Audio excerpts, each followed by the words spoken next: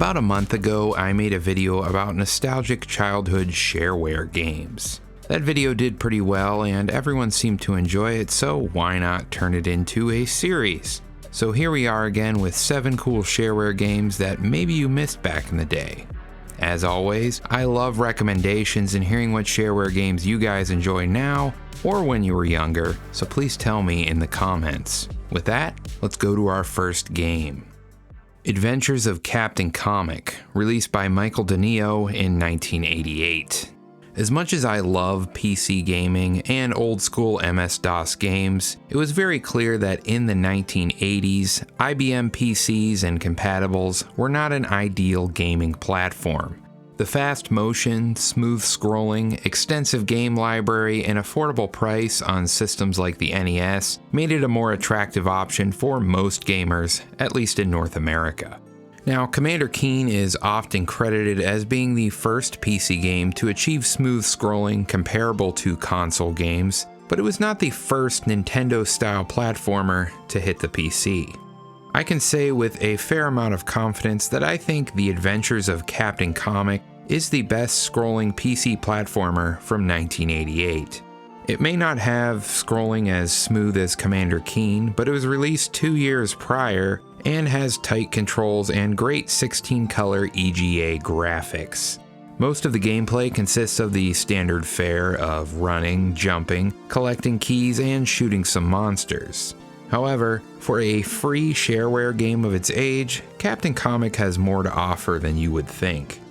In today's genre mythology, this game would be considered a Metroidvania. The game world is open-ended and objectives can be completed in a non-linear way, and the goal to win the game is to collect 3 treasures hidden across the world. One thing that impressed me all these years later is the pacing of the game. Weapon power-ups and items like the lantern and jump boots that give you access to new areas make progression feel fun and varied. I would say that if you like games like Jill of the Jungle or Commander Keen, this is one you should absolutely try. The only real downside here is the difficulty, which makes you restart the game after you run out of lives, which kind of sucks. Either way, this game is fun and addictive, and it still holds up in my opinion. Alright, so let's talk about our next game, which is Crusher, released by Salu Software in 1991. I always say the greatest thing about puzzle games is that no matter how poorly they may age in terms of graphics, they still remain puzzly, and puzzly things are still fun if you enjoy puzzles. If you're an enjoyer of puzzles and shareware games, chances are you have run into a few different Salu Software games in your time. They specialized in making puzzling games for the purpose of puzzling people, and most of their games were high quality. So it's no puzzle as to why I'm including this game. I'll stop doing that now. Crusher is the aforementioned genre of game and is in a similar style to a few other games made by Salu like Mice Maze, but this one still remains my favorite. The game takes place in a top-down perspective and you are a mime man or something that kind of looks like Katy Perry. Your goal as Katie is to find the beautiful woman named Eve deep within whatever this place is supposed to be. Every game is randomized with a set of 25 rooms that will be different each playthrough. You can move your mime man in 4 directions and push colored blocks to navigate around obstacles and enemies. The gray colored blocks are immovable, but can be destroyed using a finite amount of explosives you find littered around the maze. To progress through the game, you must first gain 10,000 points, and then additional objectives will be unlocked. You can gain points by collecting gems and killing monsters by trapping them with blocks. You also have to contend with the fact that you have a limited air supply that depletes with each move you make, which adds a bit of stress and strategy to the mix. The gameplay loop is fun and effective, and to be honest, I've never beat this game, but I still load it up every so often to see how far I can get. It's good stuff. So this brings us to our next game, which is WinTrek, released by Joe Jaworski in the early 90s or something. This is a very early Windows game that came out around 1990. The developer of the game claims it came out for Windows 3.1 in 1989, but that doesn't really make any sense if you look at the release date for Windows 3.1. Either way, this is a classic title for early Windows, and it has all the hallmarks of shareware from the time period. It has graphics, sound, and unauthorized use of intellectual property. So yeah, WinTrek is obviously based on Star Trek and uses a variety of sounds and references to the show. Automatic all points relay from Starfleet Command, Captain. Code 1. The game itself is loosely based on the original 1970s Star Trek mainframe game, but the presentation is what sells this one for me. Although there are other Star Trek or tactical starship games that are far more complex, with away teams, tractor beams, hailing, and all that kind of stuff, this one is very simplistic by contrast. You travel in space, blowing up every alien you see, and that is literally the only goal. However, there is some strategy in allocating your precious dilithium crystals, whether to your weapons or shields, and tactically maneuvering around enemies. Overall, this one is simple, easy to pick up, and it's always fun to blow up some Klingons. Obviously, there are more complex Star Trek games, as I mentioned earlier, but the casual nature of this one sort of adds more to its appeal, in my opinion.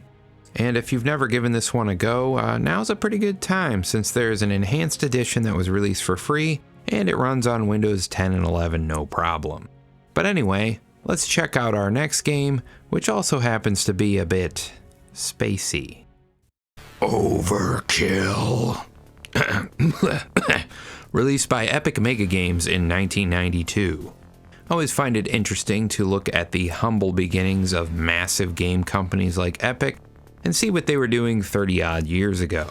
Even in the DOS days, Epic found success and had quite a few memorable games released under the shareware model that people still talk about today.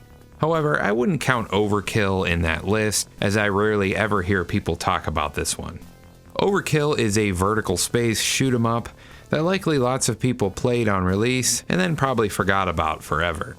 It's a typical shoot everything and avoid colliding into things type event, and likely it was quickly overshadowed by flashier games like Tyrion or Raptor, but I still think OverKill is a nice little game worthy of your time if you're into the genre. One thing I enjoy about OverKill is the obscene amount of ship upgrades and weapons you can use all at once. You start off with a tiny little craft, but you can collect upgrades to turn your ship into an obnoxious battle cruiser. You could almost say it's kind of overkill. I'm so sorry! Really I am! I can't tell you how sorry I am! The upgrade system is also rather unique in that you can choose what you would like to upgrade when a power-up is collected. EGA graphics are used here, which give the game almost a Sega Master System or NES aesthetic, but the game supports CGA and Tandy graphics modes as well. The music is also pretty good, with support for General MIDI and ad-lib. Unfortunately, the sound effects are all of the annoying PC speaker variety, which is definitely a choice. All in all though, OverKill is still fun, and since the full version was released as freeware in 2008, you might as well give it a go.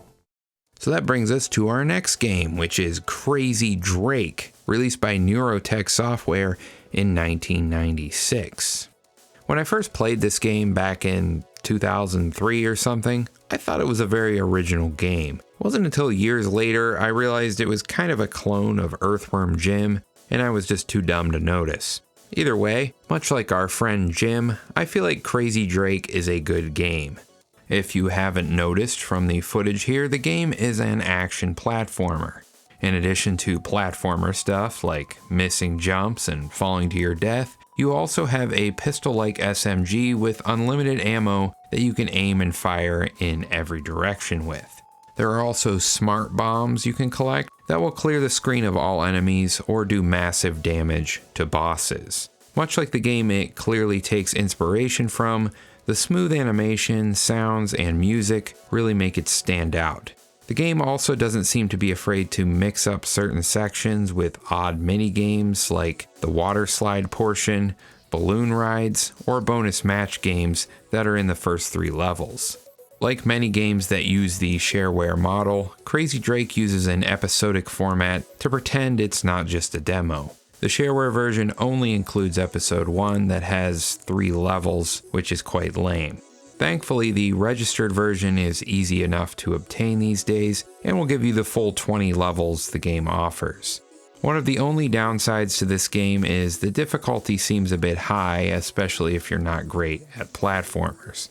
It also seems to have the same problem Jazz Jackrabbit has with the FOV being too zoomed in, making it hard to see what's in front of you sometimes. Summing up though, I would say Crazy Drake is a fun experience, even if it's a little difficult. And the game allows you to save at any time, so you can always save scum your way to victory if you need to. I won't tell anyone. So that brings us to the 6th game in our list, which is Amulets Armor, released by United Software Artists in 1997. This game is the perfect case of a project that had heart, but terrible planning, timing, and marketing. I'm not going to say that Amulets Armor is a perfect game, but I feel like it deserved better. The Shareware version of the game was apparently only released on CD, which I assume hampered its reach to players. This, coupled with the fact that by 1997 the game was looking mighty dated compared to games like Quake 2 being released the same year. In the end, the game flopped and sold less than 100 copies and still retains an unknown status among most. Its history aside though, what kind of game do we have here? Well, it's a first-person action RPG with 11 different classes, each with their own starting skill set and items. Combat takes place in real time with a 2.5D Doom-esque type engine, where players can move around shooting arrows, whacking things with swords or axes, and doing stabby things with daggers. The magic system is also interesting and has 3 different classes of magic. You have arcane magic, which is the weaker type that physical combat classes can use. Then you have more powerful magic for mages, and priest magic for healing and protection. The game is a bit of a clunk fest and a product of the times, but I feel like it plays a bit better than Daggerfall in terms of combat. Unlike most dungeon crawlers of this type, the game isn't an open world affair.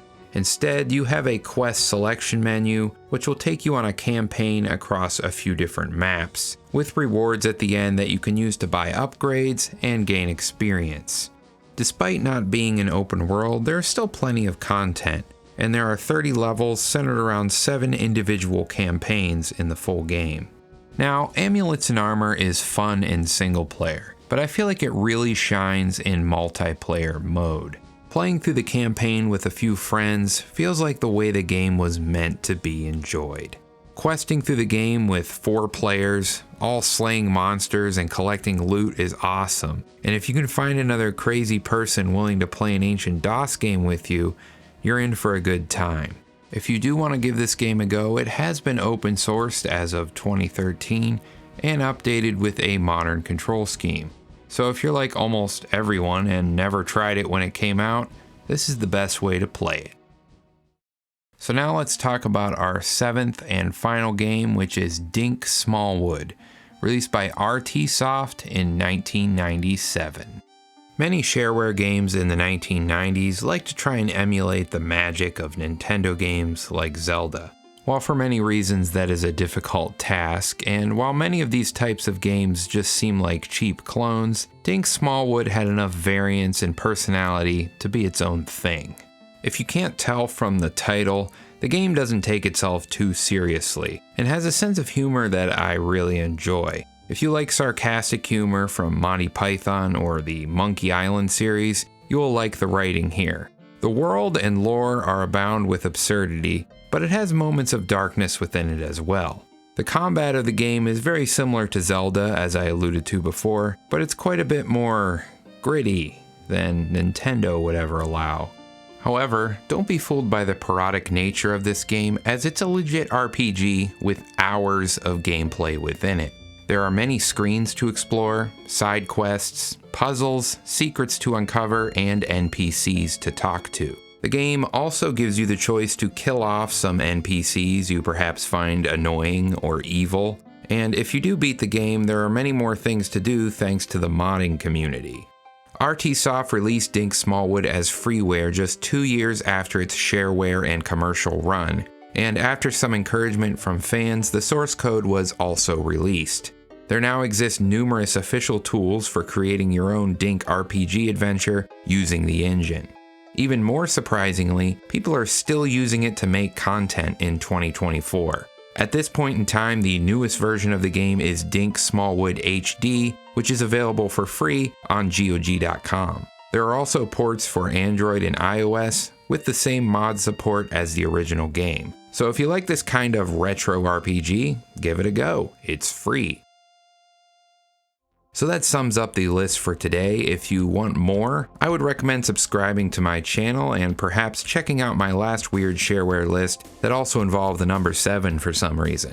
Also, feast your eyes on my YouTube members. These people sat at the cool table at school, and now they sit at the cool table of the internet, or something. So let's all awkwardly look at their names as this video ends.